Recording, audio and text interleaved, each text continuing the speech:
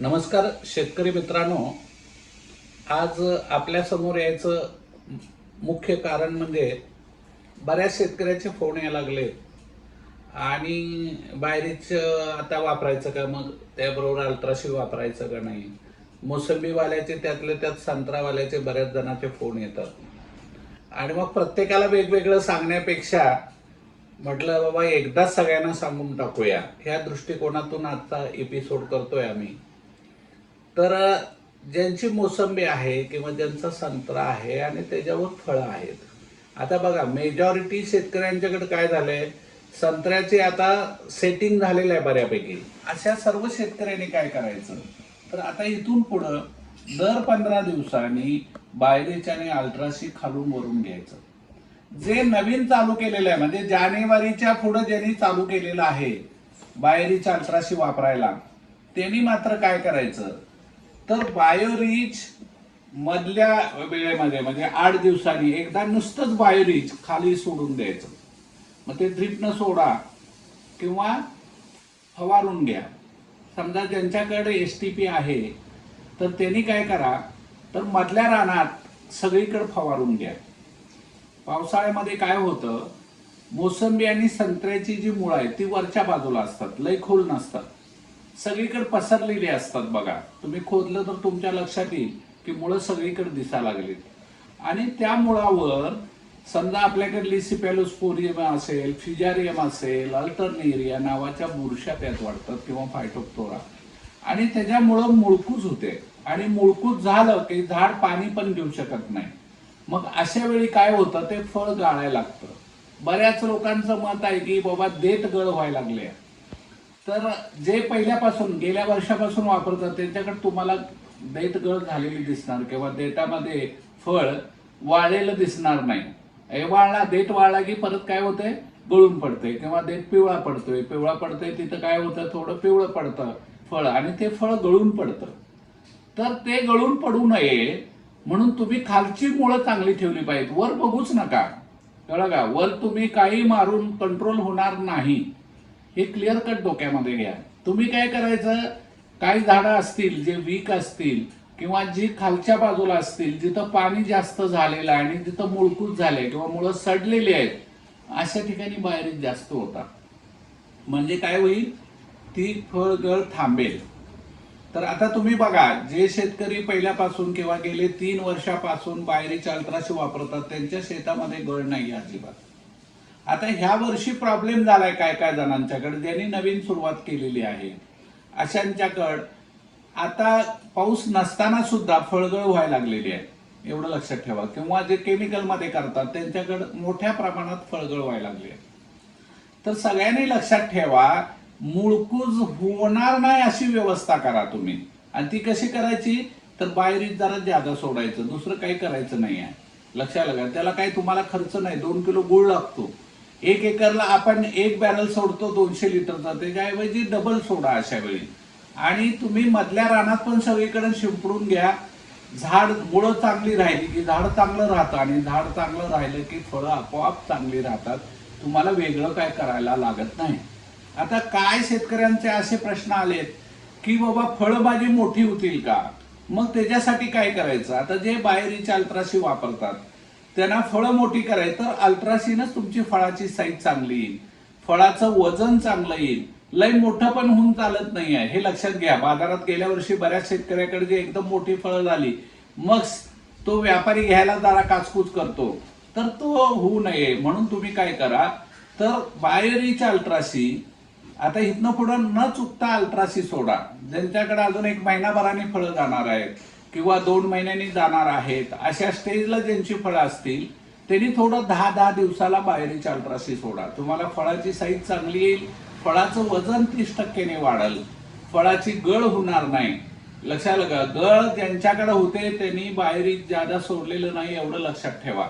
तर बाहेरीच कंटिन्युअस तुम्ही अल्ट्राशी 1 वेळ नाही सोडला तरी चालेल, पण बाहेरीच मात्र कंटिन्युअस तुम्ही सोडा, त्याला काही तुम्हाला खर्च नाही आहे. आता ह्या वेळी ज्या ज्या शेतकऱ्यांचे फोन आले मला, त्यांच्याकडे असं दिसून आलंय की झाडं एकदम चांगली झालेली आहेत, फळं पण भरपूर आहेत. लक्षात आलं का, फक्त त्यांची अडचण आहे की इथनं पुढे ती मोठी होतील का. मग त्याच्यासाठी काय करतात आमचे शेतकरी, कोणतरी काहीतरी केमिकल वरून मारून तयार जातात किंवा खाली सोडतात. तर असलं काही सोडायचं नाही. कुणी लिक्विड फर्टिलायझर सोडू नका. तुम्ही फर्टिलायझर, केमिकल फर्टिलायझर कुठलंही त्याला घालू नका.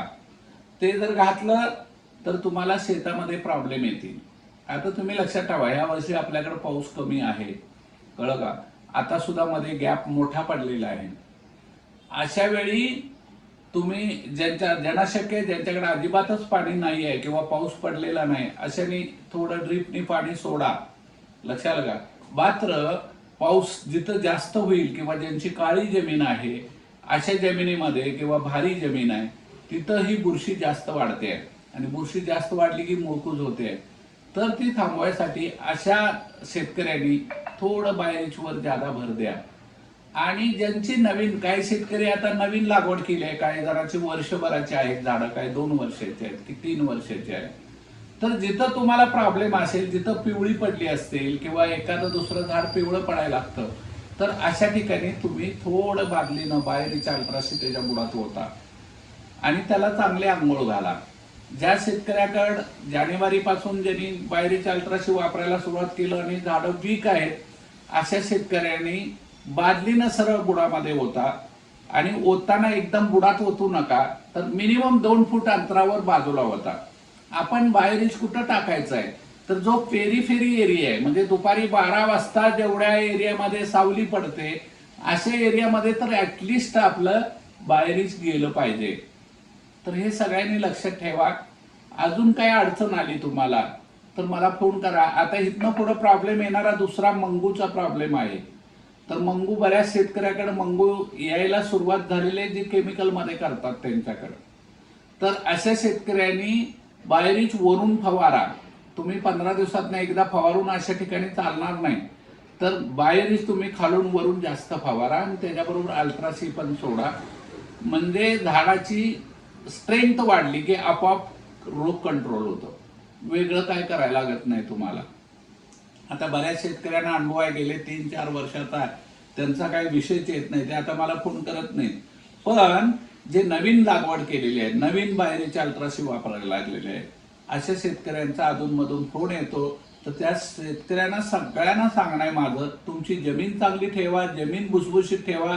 पाऊस किती वेळ पडू दे, रानातनं पाणी बाहेर पडता कामा नाही. आता आणखीन एक लोकांच्याकडे प्रॉब्लेम आहे की आता तण फार वाढले, पाऊस झाला आणि पावसामध्ये तण फार वाढले. तर अजिबात तुम्ही तणनाशक वापरू नका. तण नाही काढला एक वेळ चालेल, पण तणनाशक वापरू नका. आणि ज्यांना शक्य आहे, ज्यांच्याकडे लेबरची व्यवस्था आहे, अशा शेतकऱ्यांनी जे मोठं मोठं तण आहे ते उपटून घ्या. बाहेरच्या अल्ट्राशी जिथं सोडलंय तिथलं तण तुम्हाला सहजासहजी उपटून येईल. आणि आता काय करा, ज्यांच्याकडे मधल्या रानात बाहेरच मारलेलं नाही त्यांनी मारून घ्या. ते तण सुद्धा 8 दिवसांनी व्यवस्थित उपटून येईल.